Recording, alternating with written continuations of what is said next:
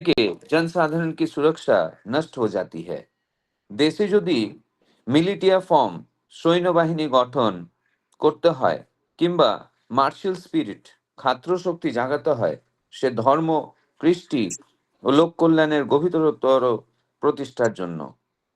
देश में अगर मिलिट्री फॉर्म यानी कि सैनिक गठन करना है या फिर मार्शल स्पिरिट यानी कि छात्र शक्ति अगर जगाना है, तो वो धर्म, कृष्टि और लोक कल्याण के बहुत ही गভীরতম প্রতিষ্ঠা के लिए। তাই আমি বলি কৃষ্টি প্রহরী বা ধর্মগুন্ডার কথা। তারা খাবে দাবে স্ফूर्ति করে বেড়াবে। इसलिए मैं कहता हूँ कृष्टि प्रहरी या फिर धर्म गुंडे का बात। वे खाएंगे पिएंगे और स्फूर्ति करके घूमते रहेंगे। আর কোথাও অত্যাচার, অবিচার, অনাচার, অবিচার, শাশ্বত ধর্মবিরোধী আচরণ হতে দেবে না। बलिष्ठ हस्ते তা प्रतिरोध করবে।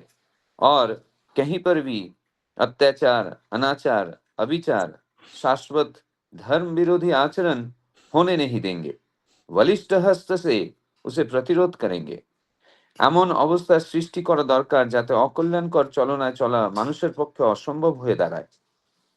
ऐसी एक अवस्था की सृष्टि करनी होगी जहां पर अकल्याणकर जो भी कुछ है, उस चलन में चलने के लिए मनुष्य के लिए असंभव हो उठे। আমরা মরার কর্ম করতে পারি, কিন্তু মরতে চাই না কেউ। हम सभी मृत्यु का कर्म कर सकते हैं, लेकिन मृत्यु को ग्रहण कोई नहीं करना चाहता है।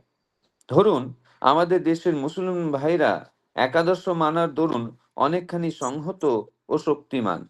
मान लीजिए हमारे देश के जो मुस्लिम भाई हैं, वो एक आदर्श को मानने के वजह से काफी हद तक संहत और शक्तिमान है।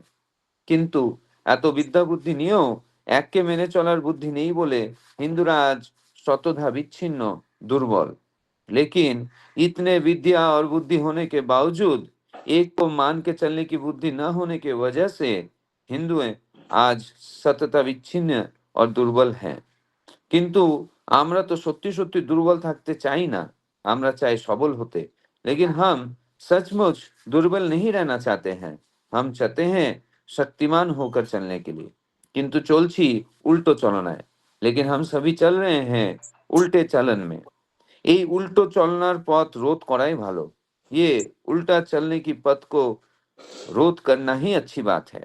আমাদের দেশ, আমাদের দোষ অগাধ, প্রত্যেকেই দোষের কথা কয়। हम सभी का दोष बहुत है। हर कोई दोष के बारे में ही बात करते हैं। প্রত্যেকের কথা শুনলে মনে হয় সে ছাড়া আর সবাই দোষী, সেই একমাত্র ভালো। हर किसी के बातों को सुनने पर ऐसा प्रतीत होता है कि उसके अलावा बाकी सभी दोषी हैं और वही एकमात्र अच्छे इंसान है। প্রতি প্রত্যেককে এইভাবে চলছে। हर कोई इसी तरह चल रहे हैं।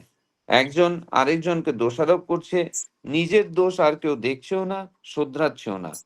एक दूसरे के दोषारोप कर रहे हैं, खुद के दोष को कोई देखते भी नहीं है और उसे सुधार भी नहीं करते हैं। মাতালের বৈঠকে চুপ চুপ শব্দ নিয়ে হল্লা করার মতো।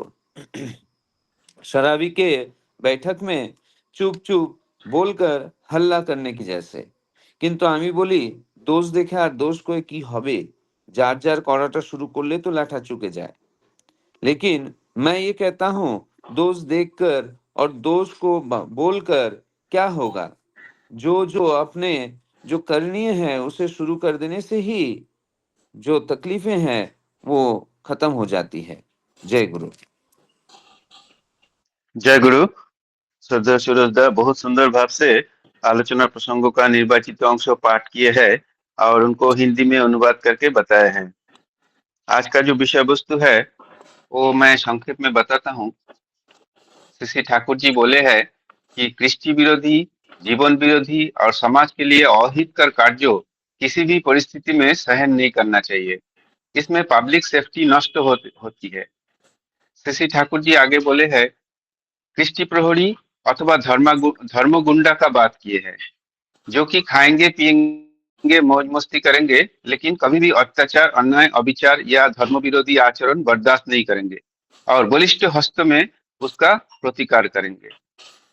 ठाकुर जी आगे कहते हैं, हमारे मुसलमान भाई लोग एक आदर्श मानने का कारण काफी एकत्रित और शक्तिशाली है, लेकिन इतना विद्या बुद्धि रहने पर भी एक आदर्श को नहीं मानने का कारण हिंदू भाई लोग सैकड़ों हिस्सों में विभाजित है और इसलिए दुर्बल हो गए हैं।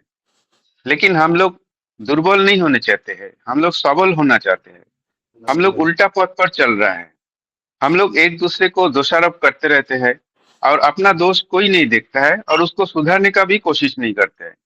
इसीलिए ठाकुर जी कहते हैं, सब अपना काम ठीक ठीक रूप से करेंगे तो सब कुछ ठीक हो जाएगा। तो ये आज का विषय वस्तु है। तो इस विषय वस्तु के ऊपर आलोचना करने के लिए पहले श्रद्धेय श्री सूरज दा को अनुरोध करूंगा 10 मिनट आलोचना रखने के लिए। श्रद्धेय श्री सूरज दा। जय गुरु।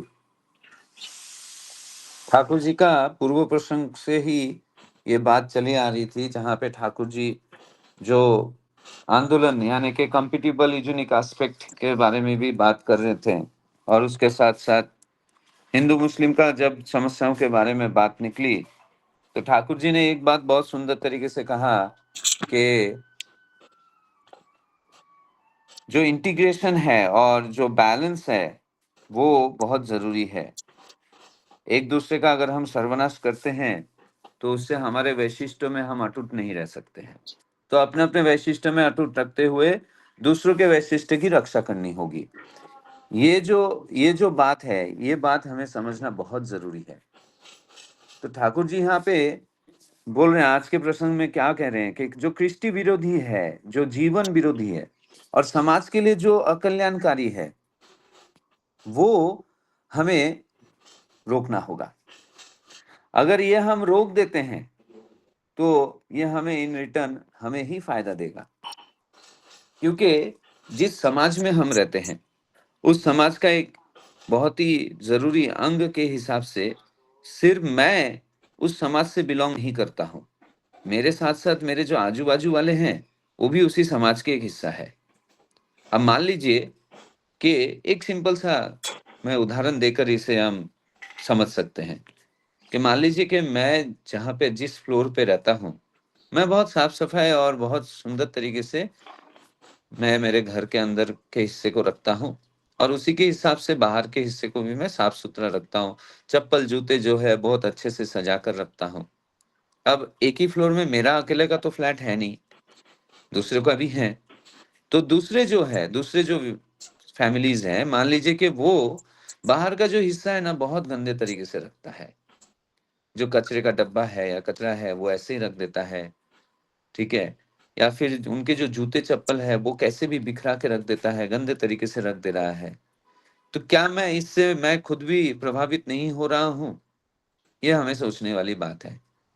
तो अगर मुझे ये परिस्थिति को ठीक करना है तो मेरे सामने दो तरीके हैं।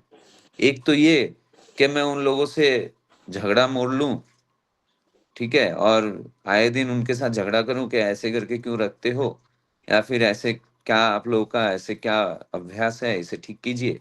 या फिर दूसरा तरीका ये है कि उनके स्वभाव में, उनके चरित्र में बदलाव लाऊं। किस तरह से? उनको समझा कर, उनको पहले अपना कर, और उसके बाद मैं जब कहूंगा कि इस तरीके से कचरे को रखना ये उचित नहीं है, या फिर जूते चप्पल को अच्छे से सजा कर रखना चाहिए, तो इससे पूरा परिवेश जो है वो साफ सुथरा रहेगा। तो ये जो मैंने काम किया, ये एक्चुअली मैंने क्या किया, मैंने जन साधारण का एक सुरक्षा का एक तरीका अपनाने का कोशिश किया। किस तरीके से? अब आप शायद से ऐसा समझेंगे कि पब्लिक सेफ्टी इसमें कहाँ है। ये बहुत बड़ा एक पब्लिक सेफ्टी है। कैसे? अगर गंदगी रहेगा तो बीमारियां होगी, बीमारियां होगी तो शरीर खराब होगा, लोग तकलीफ में आ जाएंगे, पैसे का भी बर्बादी होगा और सेहत का भी बर्बादी होगा। तो मैं अगर मेरा एक छोटा सा कार्य करने के वजह से मेरे समाज में अगर कोई एक पर्टिकुलरली जो एक्ट है, जो एक काम है, वो अगर कृष्टि के खिलाफ है या जीवन के खिलाफ है या समाज के खिलाफ है, मैं मेरे मतलब कम से कम जितना मैं कोशिश कर सकता हूँ वो कोशिश करने के द्वारा मैं ये एश्योर कर सकता हूँ कि मेरे जो आजू बाजू वाले हैं, मेरे जो समाज के लोग हैं, जो जनसाधारण है, उनके सुरक्षा में मैं कितना कंट्रीब्यूट कर पा रहा हूँ। सिंपल सा एक चीज़ है, अभी मैं मतलब मेरा परिवार और मनीष दा का परिवार, ये दोनों परिवार हम लोग गए थे जब भी पूना में, जाते वक़्त एक एक्सीडेंट हुआ, ठीक है? एक्सीडेंट मतलब हमारे गाड़ी को क्रॉस करके एक गाड़ी बहुत रेकलेसली आगे गया, कंट्रोल छूट गया और एक ऑटो रिक्शा वाले को उन्होंने डैश किया।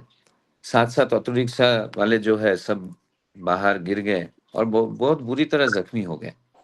तो हम सभी गाड़ी को बाजू में लगा के हम जाके हमने पहले ये एश्योर किया कि कौन कहाँ पे किस अवस्था में है और कौन कितना कम चोट लगा है, पहले उनको ठीक करें।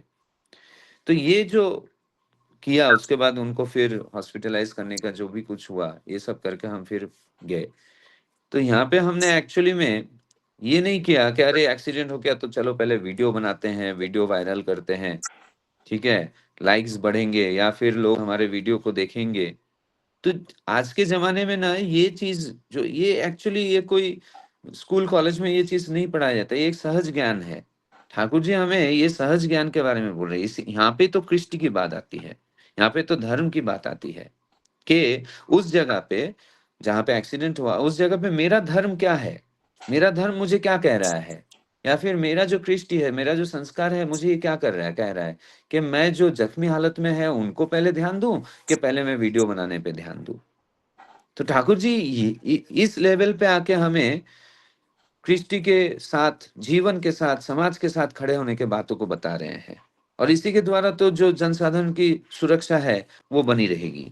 इसलिए ठाकुर जी यहाँ पे बोल रहे हैं कि जो सैनिक व्यवस्था है और जो मार्शियल स्पिरिट वगैरह है, वो इस तरह से जगाना होगा ताकि जो धर्म, कृष्टि और लोक कल्याण के लिए वो हितकारी हो। ऐसा नहीं कि मैं मार्शल आर्ट्स सीख लिया और फिर मैं समाज में अपना अस्तित्व को अक्षुण्ण रखने के लिए मैं लोगों के ऊपर उसी मार्शल आर्ट का मैं ये कर रहा हूँ, अप्लाई कर रहा हूँ और मैं लोगों को भयभीत कर रहा हूँ। नहीं, वो एक स्किल है। ये स्किल मैं किस तरीके से लोगों के भले के लिए मैं लगा सकता हूँ, वो मुझे देखना होगा। इसलिए ठाकुर जी क्या बोल रहे हैं कि कृष्टि प्रहरी और धर्म गुंडा की बात कह रहे हैं। वो ये कह रहे हैं कि जहाँ-जहाँ पे अत्याचार होगा, अनाचार होगा, विचार होगा या फिर कोई धर्म विरोधी आचरण होगा, तो वहाँ पे वो निर्मम और निराशी बनकर, वो असत निरोधी बनकर, वो ये बातों को वो वहाँ पे एकदम बहुत ही स्ट्रांगली उस बातों का प्रतिरोध करते हुए उस चीज़ को वहाँ पे ही खत्म करेगा। तो ऐसी अवस्था सृष्टि करनी होगी। मतलब ये ठाकुर जी हमसे अपेक्षा करते हैं। वो चाहते हैं कि हम इस तरह बने। तो ठाकुर जी क्या चाह रहे हैं कि ऐसा कोई अवस्था की सृष्टि ही ना हो या फिर ऐसी कोई अवस्था की सृष्टि किया जाए जहाँ पे लोग चाहने पर भी कोई ऐसा गलत काम नहीं कर सके। ये किस तरह पॉसिबल है? मैं जब कल ये पाठ कर रहा था तभी मुझे ऐसा मेरे मन में प्रश्न आया कि ये कैसे पॉसिबल है? इतना बड़ा समाज है, इतना व्यापक जो है लोगों का जो चिंताधाराएँ हैं, विचारधाराएँ हैं, इतना व्यापक उसमें डिफरेंसेस है। तो ऐसे हालात में ये अवस्था कैसी सृष्टि की जा सकती है जहाँ पे लोगों के लिए अकल्याणकारी पथ में चलना असंभव हो उठे? तो क्योंकि ऑब्वियसली अगर अगर हम ये एश्योर करना चाहते हैं तो सोचिए ना कितना ज़बरदस्त एक मॉनिटरिंग सिस्टम का ज़रूरत होगा। मतलब हमेशा वो डॉग्स आई रखना पड़ेगा कि कोई गलत तो नहीं कर रहा है, कोई गलत तो नहीं कर रहा है। तो सोचिए उसके लिए कितने लोगों की ज़रूरत होगी या फिर सबसे पहले तो जो लोगों को हम रिक्रूट करेंगे कि वो उतना सच्चाई के साथ उस काम को कर पाएँगे क्या? तो तभी दूसरे ही पल में मुझे ये महसूस होने लगा कि ये तभी संभव हो सकता है जब हम लोगों का हृदय परिवर्तन करना शुरू करेंगे। हृदय परिवर्तन मतलब वो मन से ही इस बात को नहीं चाहेंगे कि मुझे कुछ अकल्याणकारी काम करना है। इसका मतलब क्या? कि उनको कृष्टि के साथ, उनको जीवन के साथ, उनको अच्छाइयों के साथ परिचय करवाना पड़ेगा। जो अच्छाई के प्रतीक है, जो जीवन के मूर्त प्रतीक है, जो ये कृष्टि या तो जो संस्कार है, इसको बनाए रखने के जो जीवंत प्रतीक है, हमारे जीवंत आदर्श, उनके जीवन में उस जीवंत आदर्श का परिचय करवाना होगा। मुझे लगता है तभी लोगों के लिए असंभव हो जाएगा कि वो बुरा चाहने पर भी बुराई नहीं कर पाएँगे। क्योंकि उसके मन में कहीं न कहीं ठाकुर जी या फिर जीवंत आदर्श रूपी आचार्य देव उनके मन में विराजमान रहते हैं। देखिए ना, आज हम जितने भी लोग ठाकुर जी को मान के चल रहे हैं, क्या हमारे लिए ये सच में ही संभव हो पाएगा कि हम जानबूझ के किसी का नुकसान करें? मुझे तो नहीं लगता है। तो ये जो हृदय परिवर्तन ये कैसे हुआ? ये तो हम ठाकुर जी को पकड़ के उनके आदर्शों को मानते हुए, उन आचार्य के जो बातें हैं, दिशा निर्देश है, उसी को तो मानते हुए हम आगे चल रहे हैं बोल के तो आज ये मनोदशा है हमारा। कि हम चाहकर भी किसी का कल्याण नहीं कर सकते हैं, सोच भी नहीं सकते, करना तो दूर की बात है। तो मुझे लगता है ये तभी संभव होगा और इसीलिए कहीं न कहीं हमें डीपी वर्क्स का एक काम सौंपा गया है। ये डीपी वर्क्स के ज़रिए तो हम लोगों के मन को परिवर्तन कर सकते हैं। 1 नहीं, 2 नहीं, 3 नहीं, 10, हज़ार कितनी बार ही प्रयास कर के शायद से वो सामने वाला इंसान चेंज हो जाए। क्योंकि ठाकुर जी ये कह रहे हैं कि हम मरने लायक कर्म तो करते हैं लेकिन हम मरना नहीं चाहते। हम ऐसे कुछ काम करते हैं, मुझे जिससे पता है कि मुझे इससे शरीर का नुकसान होगा, मैं जल्दी मर सकता हूँ। तो फिर भी हम लोग ऐसा करते हैं। लेकिन हम चाहते हैं क्या? कि हम मरें। मैं एक सिंपल सा जो उदाहरण मैं कभी-कभी शशिकांत आप बोलते हैं कि मैं शुगर खाना मैंने बंद कर दिया। मेरा ना ही शुगर है, ना ही डायबिटीज़ है, ना ही कोई प्रॉब्लम है। लेकिन मैंने शुगर खाना जीवन से एकदम बंद ही कर दिया। क्यों? मुझे पता है कि मुझे अगर मतलब ठाकुर जी का निदर्शन अगर बनना है, ठाकुर जी के लिए ठाकुर जी का जैसा उनका चिंताधारा के जैसा मुझे एक एग्ज़ाम्पल खुद को मैं जब तक नहीं बनाऊँगा तो मैं कैसे लोगों को बोलूँगा कि दीक्षा लेने पर, स्वस्ति मानने पर शरीर में कोई बीमारी नहीं होती है या फिर हम ज़्यादा दिन तक जीते हैं। ये बोलने से तो नहीं होगा ना, ये लोगों को तो एज़ एन एग्ज़ाम्पल उनके सामने ये चीज़ को एस्टेब्लिश करना होगा।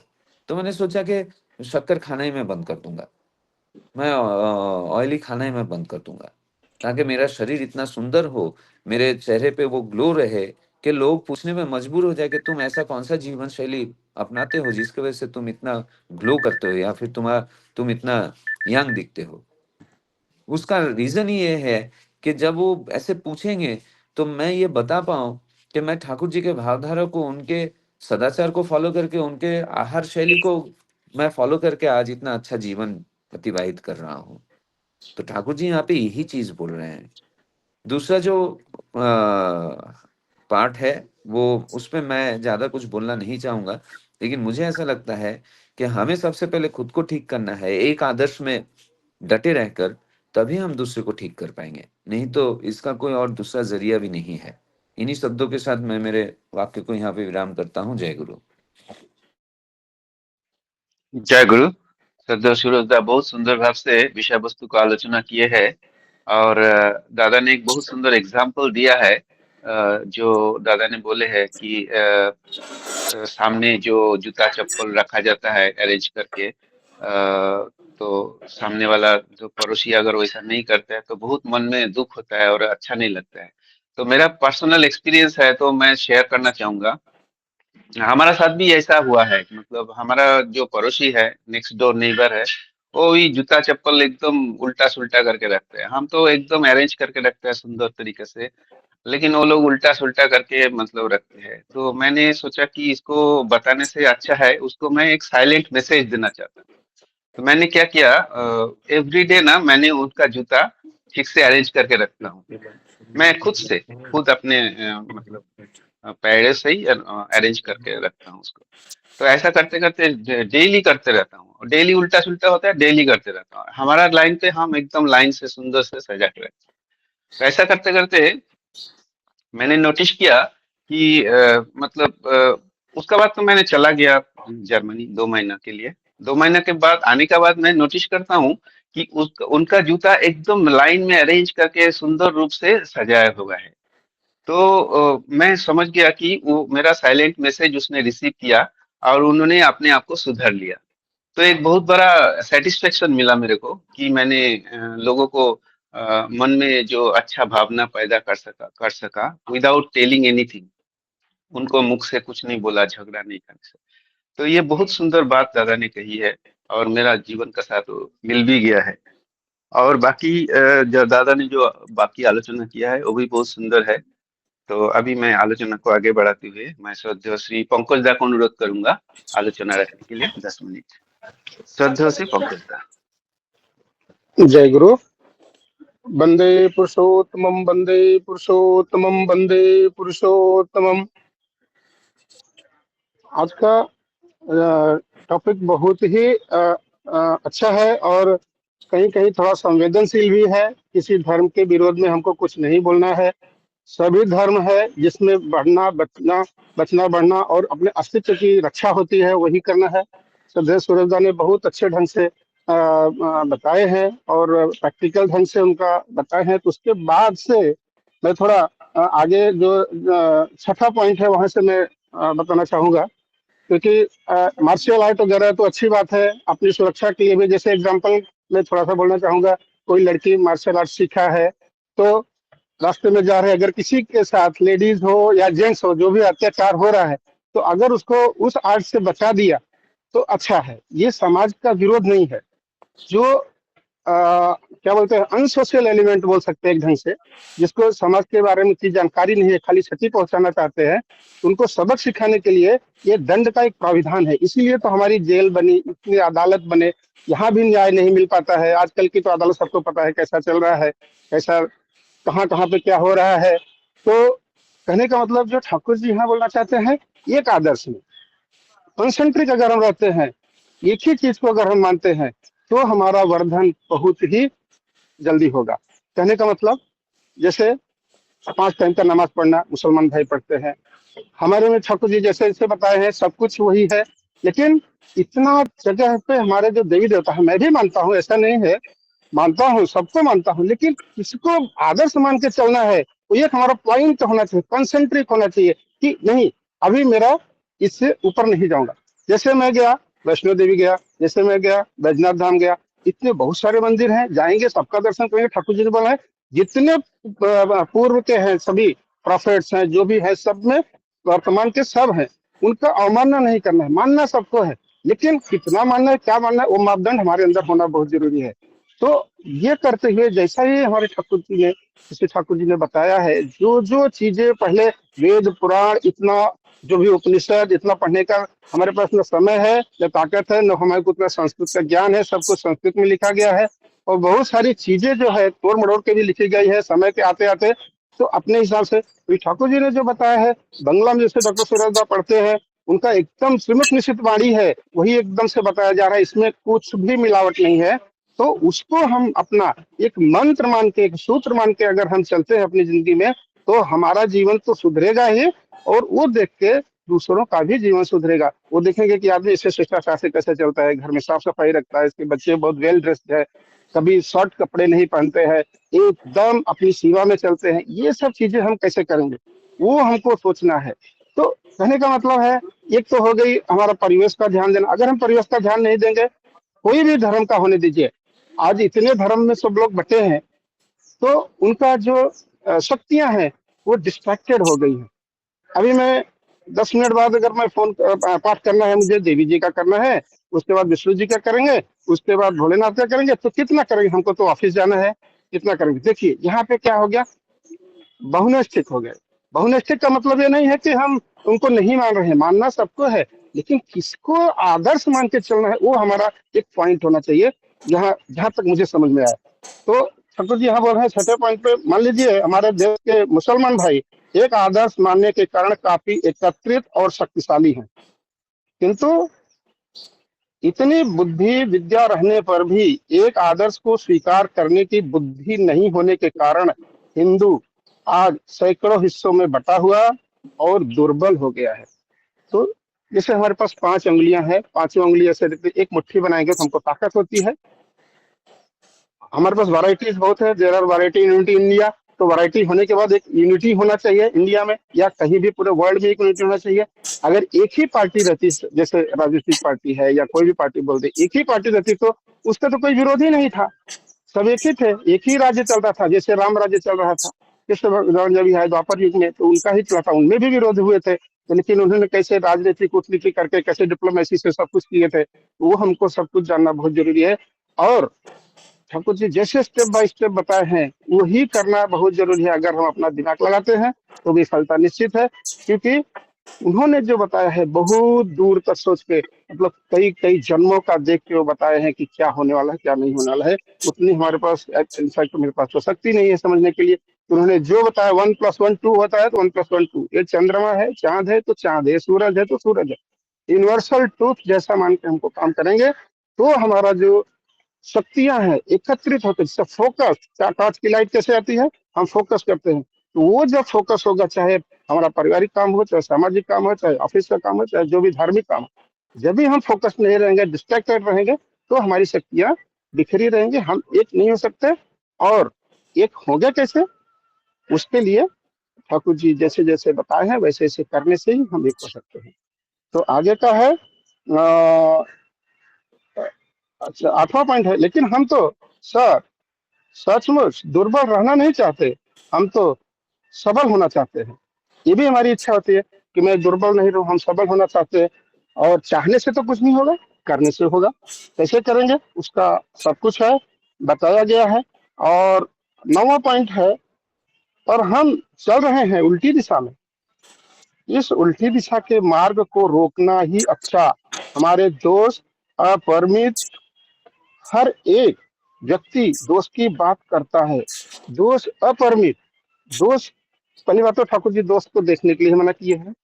बुरा जो देखन मैं चला बुरा न मिलिया कोई, अपने अंदर झांक रखा हमसे बुरा न कोई। तो अपने अंदर तो हमको देखना है, बुरा देखने का जरूरत नहीं है। इसे गांधी जी बताए हैं सिंबॉलिक, आंख बंद कान बंद मुंह बंद, हम बुरा बोलेंगे नहीं, बुरा देखेंगे नहीं, बुरा सुनेंगे नहीं, हम सुनेंगे तो खाली अच्छा सुनेंगे। तो अच्छा अच्छा और बुरा का हम कैसे डिफ्रेंशिएट कर पाएंगे, वो डिफ्रेंशिएशन हमारे जो बुद्धि होगी, विवेक होगा, इसको विश्लेषण करेंगे तभी तो समझ पाएंगे। तो बुद्धि विवेक आएगा कैसे, सिंपल सी बात है, जजन जाजन स्तुति स्वस्तरी सदाचार, ये हमारे लिए स्तंभ है। इसको अगर हम पालन करके चलते हैं, बोलने से कुछ नहीं होगा, करने से ही होगा, ये मैं भी महसूस करता हूँ। हम भी नहीं कर पाते हैं, ऐसा नहीं कि हम बहुत करते हैं, हम भी नहीं कर पाते, मुझे भी सुधारना है, अपने आप को सुधारना है। तो हम कैसे आगे चलेंगे, लेकिन हम तो सब सचमुच दुर्बल रहना नहीं चाहते। और 9वां पॉइंट है, हम चल रहे हैं उल्टी दिशा में, ये तो हो गया, मैंने पता दिशा, जैसे हम धारा के विपरीत चलेंगे तो हमको फोर्स ज्यादा लगाना पड़ेगा, जो जिस धारा में चल रहा है उसी धारा में हमको चलना पड़ेगा। समाज परिवर्तन होता है, समाज परिवर्तन के देखते हुए उसमें कैसे हम अच्छी चीजें इम्बाइब कर सकते हैं। हर जगह निगेटिविटी है, निगेटिविटी को हम कैसे हटा सकते हैं। यहीं पे आचार्य रामचंद्र शुक्ल जी ने मुझे याद आया कि काजल की कोठरी में कैसे हो सयानो जाए, एक लीक काजल की लाग है पलाग है। यहाँ काजल का मतलब कलयुग है, या एक कोठरी में पूरा काजल भरा हुआ है, तो कितना भी सफेद वस्त्र पहन के या काइंड हार्टेड होके हम अंदर जाएंगे, एक लीक काजल की लाग है पलाग है। मधुशाला है, मदिरा जहाँ लोग पीते हैं, आप भले ही आप कोल्ड ड्रिंक लेके पियो, वहां जाने पर वहां की एनर्जी तो आपको इफेक्ट करने ही वाली है। तो ये कहने का मेरा मतलब है। और हर किसी की बात सुनने पर लगता है वह अकेला ही अच्छा है, बाकी सब दोषी वही मात्र श्रेष्ठ है। बोलते वक्त हमारा, क्योंकि हमारा दोस्त हमको दिखता नहीं, हम दोस्त को भी अच्छा मान के ही दिखा रहे हैं। अगर जन्म से मुझे बताया जाए कि किसी को गाली देना बहुत पुण्य का काम है, तो मैं गाली देता रहूंगा, सीधी सी बात है, क्योंकि मुझे तो मालूम नहीं है कि ये गाली देना क्या चीज होती है। मुझे बोला गया गाली दो, किसी का मर्डर करना बहुत पुण्य का काम है, ये मैं करता रहूंगा। क्योंकि जो हमारे पेरेंट्स हैं, उनकी जो हाव भाव है, उनकी जो वेशभूषा है, वही देखकर तो बच्चा सीखता है, सबकॉन्शियस माइंड में जाएगा, वही सीखता है, वही रूटीन में चर्निंग होता है, वही उनका आदत बनेगा, आदत बनेगा, चरित्र बनेगा। दृष्टि प्रहरी बनेंगे कैसे, दृष्टि प्रहरी बनने के लिए पहले तो माताएं बनने, संतान की उत्पत्ति इसीलिए होती थी कि एक संतान अपना देखे, एक देश के लिए है, वो विदा कर देते थे तिलक लगा के, जाइए देश की रक्षा कीजिए। तो ये सब पहले बहुत था, और अभी भी होना चाहिए। क्यों, क्योंकि हम डिस्ट्रक्टेड हैं, एकत्र नहीं है। अगर हम समझ लीजिए कि बाजू वाला हमारा अच्छे से काम कर रहा है, साफ सफाई कर रहा है, या एक दूसरे को लेकर चल रहा है, हम नहीं करेंगे, तो क्या हम बचे रहेंगे, वो आपको छोड़ देंगे। सीधी सी बात है, आप जो करोगे वही आपको मिलेगा। तो इसके बाद है 11वां पॉइंट है, सभी एक दूसरे को उसी तरह दोष दे रहा है, कोई अपने दोस्त को देख न रहा है, न सुधार रहा है, खाली ब्लेमिंग, इसमें बगैर ब्लेमिंग है। अपना दोस्त नहीं देख रहे हैं, दूसरे का ही दोस्त देख रहे हैं, और दूसरे का दोस्त देखते देखते हम भी दोषी बन जाएंगे, दूसरे का अच्छा ही देखते देखते हम भी अच्छा बन जाएंगे। तो इतना ही बोल के मैं अपनी वाणी को विराम देता हूँ। जय गुरु। जय गुरु। श्रद्धेय पंकज दा बहुत सुंदर भाव से विषय वस्तु को आलोचना किया है, पॉइंट वाइज उन्होंने डिस्कस किया है, एक एक पॉइंट पकड़ के उन्होंने डिस्कस किया है। मुख्य बात जो है वो है कि हम लोग सबको इकट्ठा रहना चाहिए, और तभी हमको शक्ति मिलेगा। ठाकुर जी भी यही बात बोले हैं, हम एक आदर्श में स्थिर रहेंगे तो हमको एकत्रित रहेंगे, और हमको शक्ति वर्धन होगा। जैसे कि एक लकड़ी का टुकड़ा लेंगे तो वो फटक से टूट जाएगा, लेकिन वही लकड़ी 10 ठो लकड़ी को एक साथ जुड़ के रहेंगे तो वो टूटेगा ही नहीं, वो बहुत मुश्किल होगा टूटना। तो सिमिलरली हम लोग एकत्रित होकर रहेंगे, मतलब एक आदर्श में अनुप्राणित तो रहेंगे तो हम एकत्रित रहेंगे और सबल रहेंगे, जैसे कि मुस्लिम भाई लोग को है। और लेकिन हिंदू लोग बहुत बहुत गुण है, बहुत बुद्धि है, सब कुछ है, लेकिन बहुत मत में डिवाइडेड है, विभाजित है, इसीलिए वो थोड़ा सा दुर्बल होते जा रहा है। और ये दुर्बल होना हम नहीं चाहते हैं, और सबल होना चाहते हैं, इसलिए हमने इकट्ठा होना चाहिए। ये मुख्य बात है इसका विषय वस्तु का ऊपर। तो अभी मैं विषय वस्तु को आगे बढ़ाते हुए मैं श्रोते श्री भरत विश्वास दा को अनुरोध करूंगा 10 मिनट आलोचना रखने के लिए। भरत विश्वास दा, जय गुरु। जय गुरु दादा, जय गुरु, जय गुरु। जय गुरु दादा, आज का विषय है समाज, समाज के लिए ना? हाँ हाँ हाँ, समाज के लिए। अच्छा, पहले हमारा जीवन का जीवन ठाकुर जी का चरण में प्रणाम। ठाकुर परिवार सबको मेरा प्रणाम, और उपस्थित ऑनलाइन में जो दादा और माँ सबको मेरा जय गुरु। आज विषय समाज। पहले हम व्यक्तित्व, मैं कौन हूँ और मेरा क्या करना है, इसलिए उसका प्रत्यक्ष प्रमाण है ठाकुर जी। ठाकुर जी एक व्यक्तित्व है, निजी निजी व्यक्ति सबका हिसाब से देखा दिया है जो एक आदमी क्या कर सकता है। तो मैं घड़ी भर के लिए मैं अवतार पुरुष तो है, लेकिन तभी इंसान जन्म लेने के बाद उन्हीं ने व्यक्तित्व कैसे जाना चाहिए सिखा दिया है। पहले व्यक्तित्व, फिर दाम्पत्य, फिर समाज, फिर राष्ट्र, फिर पूरा दुनिया है। तो एक एक चीज को ठाकुर जी बता दिया है। अगर ठाकुर जी का तरफ हमने पूरा देखे, हम जब से हम दीक्षा लिया हूँ तब हमारा जो देखना है ठाकुर जी ने मेरा क्या बोला, ठाकुर जी ने क्या किया है, और ठाकुर जी जो जो जो जो चीज किया है वही चीज अगर हमने करे तो आज हम देखता हूँ विश्व। काल हमारा आलोचना में हो रहा था, काल पाखंजोड़ में हूँ मैं, छत्तीसगढ़ में, महाराष्ट्र से मैं छत्तीसगढ़ में आया हूँ। वहाँ बातचीत चल रहा था जो परिवार निमंत्रण सुव्यवस्था लेकर कैसे ठाकुर जी ने परिवेश किया है। तो इस आधार पर कल आलोचना चला है वहाँ। आज ठीक आज ही वही विषय लेकर चल रहा है। तो फिर दाम्पत्य, पहले तो व्यक्तित्व, फिर दाम्पत्य। तो दाम्पत्य जीवन में जब जाए तो उसका अगर ठाकुर जी का हिसाब से अगर सुसंतान अगर ना आ जाए तो समाज बनाना बहुत मुश्किल है। तो इसलिए पहले दाम्पत्य जाने के लिए हम किस ढंग से हम विवाह करना चाहिए वो विषय को लिए बताया है। इसलिए चित्तरंजन दास ने वही बात बताया था ठाकुर जी को, ये जो हम सरस कैसे लाऊं। तो फिर बोला था शादी अगर बराबर ना हो जाए तो तुम कितना भी कोशिश करे दाम्पत्य जीवन में रहकर भी तुम समाज को ला नहीं सकता है। तो इसीलिए ठाकुर जी का अनुसरण करके अगर हम जीवन में अगर ठाकुर जी की एक एक चीज को बारीक बारीक से देखना चाहिए, तब हमारा जीवन को हम ये समाज के बारे में समझ सकता है। नहीं तो हम कितना भी बताए, कितना भी करे, वो चीज को हमने लोगों को देख के नहीं कर पाऊंगा, ठाकुर जी को देखकर हम कर पाऊंगा। इसीलिए ठाकुर जी को राह हमारा देखना चाहिए। हम एक बार देवघर गया था, तो आचार्य देव बैठा है सबको लेके, और गोद में हमारा जो सिपाही का लड़की बैठा था, बाजी में माँ बैठा था, और सबको वो साथ बातचीत चल रहा है। तो मैं उसी टाइम हमारा दिमाग में आया एक परिवार लेके कैसे चलना है, और वो परिवार लेके जब चलेगा तब समाज को बराबर कर पाएगा। पहले अपना परिवार को ठीक किया तो फिर समाज को ठीक कर पाएगा। तो फिर उसी टाइम हमने देखा इधर लड़की इधर उधर कर रहा है तो हाथ से संभाल रहा है, फिर बहू ने बात कर रहा है तो बहू का साथ जवाब दे रहा है, फिर उसका साथ साथ भक्तों का जो बातचीत चल रहा है झंटूदा बकुनीदा, तो वो सब एक एक बोल रहा है और दादा उन्हीं का पर लक्ष्य है। यानी एक दिमाग से कितना दिमाग को इस्तेमाल कर रहा है। तो ठाकुर जी ने बोला जब नाम ध्यान सब कुछ करने से दिमाग को बढ़ता है और फिर सब मस्त सब कुछ यानी आप कंट्रोल कर सकता है। तो जब हम खुद को कंट्रोल नहीं पाएगा तो फिर समाज को कैसे कंट्रोल कर लूंगा। तो पहले ठाकुर जी ने व्यक्तित्व को ठीक रखकर फिर दाम्पत्य जीवन में कहाँ से एक लड़की लाया, उसका जीवन भी देख के अगर हमने अच्छा परिवेश में एक संतान अगर लाए तो उसी में होगा धीरे धीरे समाज। और समाज जब बढ़ते बढ़ते जब ठीक हो जाएगा तो अपना से होता है समाज, नहीं तो समाज से अपना नहीं होता है। तो जब हमने इस ढंग से अगर चलेगा तब देखा जाए धीरे धीरे पड़ोसी हमारा कैसे चलना है, हमारा परिवार जैसे चलाना है, उस पड़ोसी को वैसा परिवार समझना चाहिए। ठाकुर जी ने देखा दिया, कल वही बात चल रहा था। आज हम लोग इतना 500-600 आदमी बैठा है, किसके आधार पर?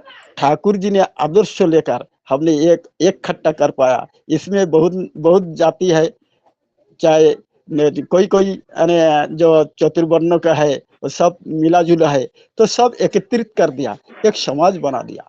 तो इस ढंग से अगर हमने करे, बोलने से नहीं होगा, दादा ने पहले बोला बोलने से नहीं होगा, करने से होगा।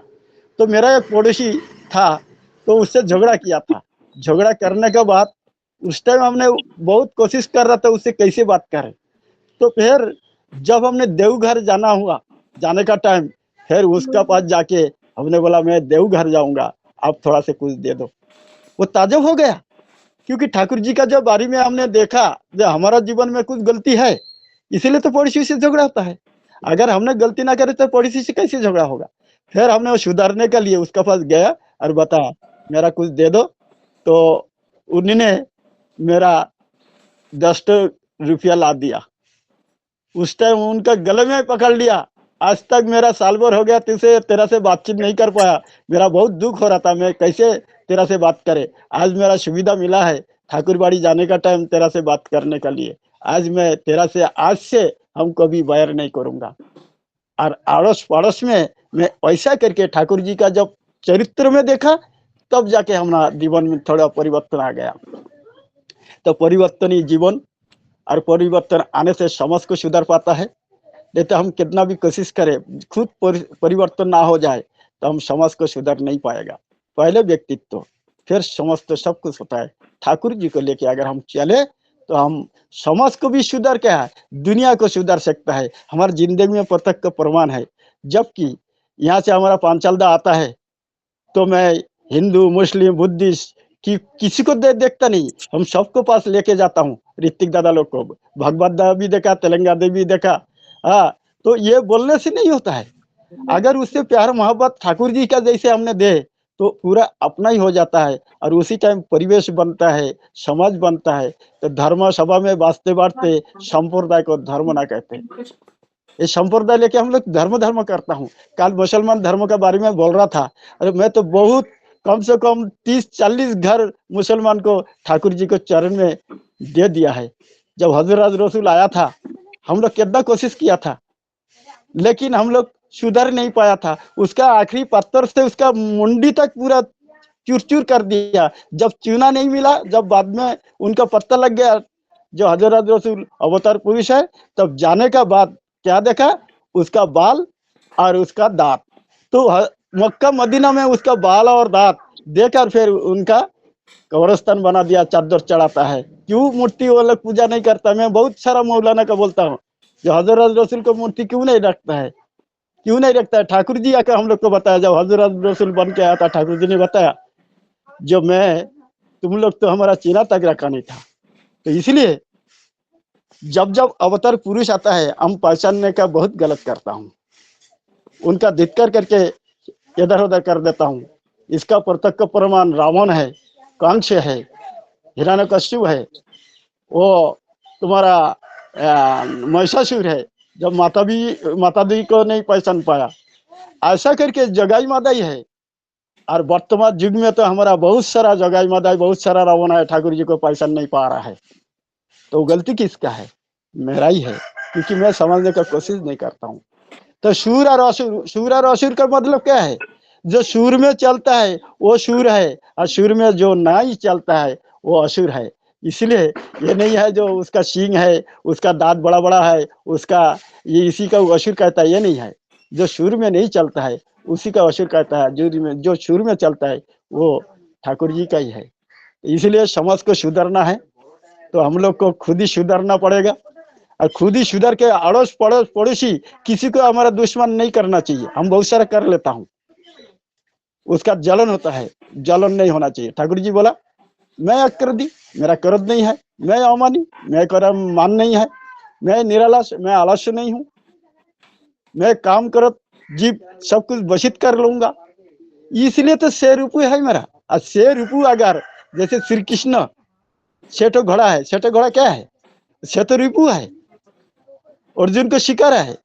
जो गीता नहीं क्या है, ठाकुर जी ने बोला गीता का अर्थ क्या है, गीता का अर्थ क्या है थोड़ा बताइए। दादा लोग सब पूरा किसी को बोला 2 मिनट के अंदर बताना चाहिए, नहीं बता पा रहा है। ठाकुर जी को बोला ठाकुर जी हम तो गीता का अर्थ नहीं समझ पा रहा हूँ। बोले ये गीता का पहले क्या है, फोटो है, तो किसका किसका है, अर्जुन और श्री कृष्ण का। तो अर्जुन पीछे बैठा है, वो मालिक बन के बैठा है, और फिर उनका सारथी कौन है, श्री कृष्ण। उसका हाथ में क्या है, 6 घोड़ा है, और 6 घोड़ा का रस्सी जो है श्री कृष्ण का हाथ में है।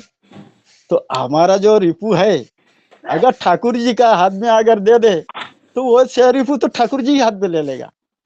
तो फिर मेरा परिवार आज समाज बनाने का क्या टाइम लगेगा।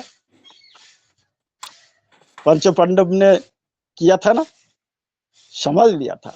हम ठाकुर जी को जब अच्छा ढंग से समझ लूंगा तब हमने हमारा जीवन को जय कर सकूंगा।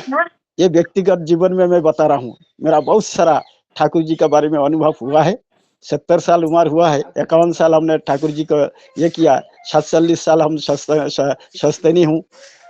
और कम से कम ये गर्व का बात है जो कम से कम 60,000 आदमी को ठाकुर जी को चरण में फूल रूप से दिया हूँ। यही हमारा ये समाज है, यही हमारा सब कुछ है। इसमें हिंदू मुस्लिम बुद्धिस्ट ईसाई कोई किसी को छोड़ा नहीं मैंने। ठाकुर जी बोला ना संप्रदाय धर्म नहीं है। और सत्संग का अर्थ क्या है, सत्संग अर्थ तो ये है समस्त संप्रदाय को लेकर सत्संग है, और मैंने वही माना है। हम किसी को छोड़ता नहीं है, चाहे मौलाना हो, चाहे हमारा वो गुरु हो। तोकाराम जी को चला है, टुकड़ा जी के जी का चला है, ज्ञानंद जी का चला है, चाहे कोई भी। हम किसी को ठाकुर जी के बारे में बोलने का हिचकिचाता नहीं, क्योंकि लड़की का जैसे ठाकुर जी ने बोला मैं बड़े वरण करे सही भी है तो समाज बढ़े। लड़की का अगर किसी को लड़की कोई भी जाति का हो, अगर हमारा द्वारा एक लड़का लड़की को शादी हो जाए कितना आनंद मिलेगा, और उन्हीं का परिवेश मिलता है, वही समाज होता है। हमारे जीवन में हमने हर समाज वाले को लड़का लड़की देख के हम शादी कराता हूँ। गुरु भाई बन गया ना, इसलिए गुरु भाई नाता से मैं उनका ऊपर एक हक जमाता हूँ, क्योंकि ठाकुर जी के ऊपर जितना हक है उन लोग के ऊपर ऐसा हक है। जैसे हमने बॉम्बे में जुड़ता हूँ, तो बॉम्बे में जुड़ने का अर्थ क्या है, आप लोग से दिल से प्यार करता हूँ, इसलिए जब तक हमने दिल से सबको प्यार नहीं करूंगा हम किसी के बारे में नहीं समझ पाऊंगा। हम किसी को बैर नहीं है। ठाकुर जी से कोई भी, ये कुत्ता को भी ठाकुर जी छोड़ता नहीं था। ठाकुर जी बैठे रहता, ये कुत्ता के ठाकुर जी का बात सुनता था और मिट करके देखता था। फिर 2-4 दिन नहीं आया तो ठाकुर जी बोला ये कैसे नहीं आता है, वो तो यहाँ बैठे रहता, देखना ये कुत्ता रहता था कहाँ हो गया। तो जाके देखा उसका बुखार आ गया, बहुत तबीयत खराब है। तो बोला उसका ऐसा है, उसका जल्दी से ठीक कर ले। तो हम लोग ठाकुर जी का जैसे एक कुत्ता रहता है सकता है, तो हम क्यों नहीं रह सकूंगा ठाकुर जी के चरण में।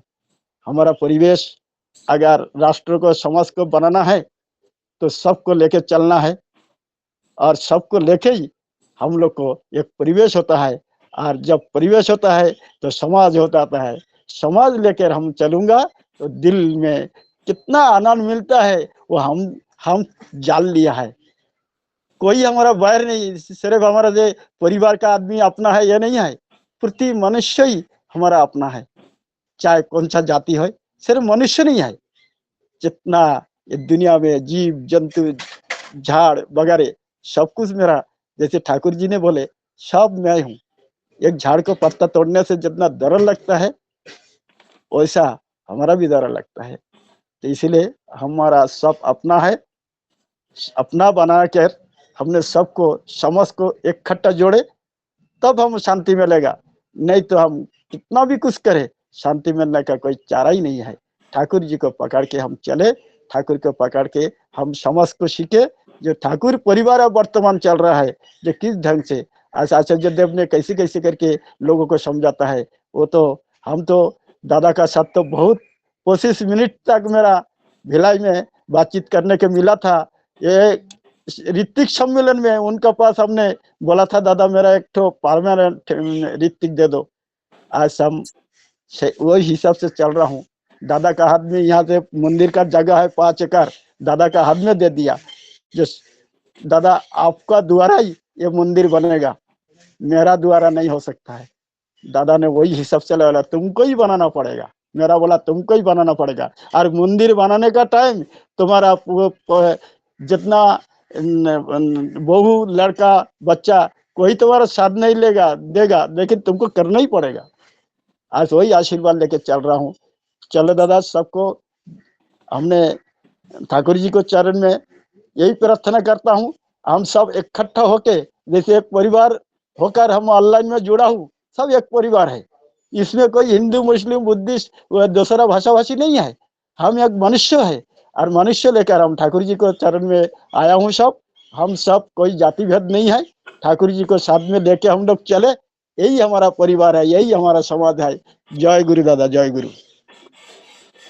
जय गुरु दादा, बहुत सुंदर आपका अनुभव आपने बताया है, बहुत अच्छा। समाज कैसे सुधारेंगे, ऐसा उसके आपका भावधारा जो है, समाज कैसे सुधार जाएंगे, तो उसका बारे में आपने बताया है। पहले अपने खुद को सुधारना है, तभी तो हम समाज को सुधार पाएंगे। व्यक्ति को पहले सुधारना है, पहले अपना घर से चालू करना है। अगर चैरिटी बिगिंस एट होम, अगर घर से अगर हम सुधर जाएंगे तो हम समाज को सुधार पाएंगे।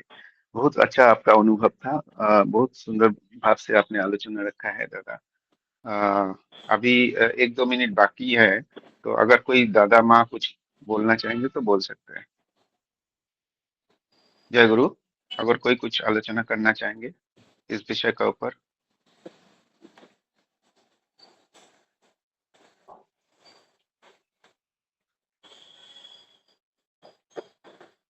तो आज का आलोचना प्रसंग यही समाप्त करेंगे। सभी दादा माँ को जय गुरु।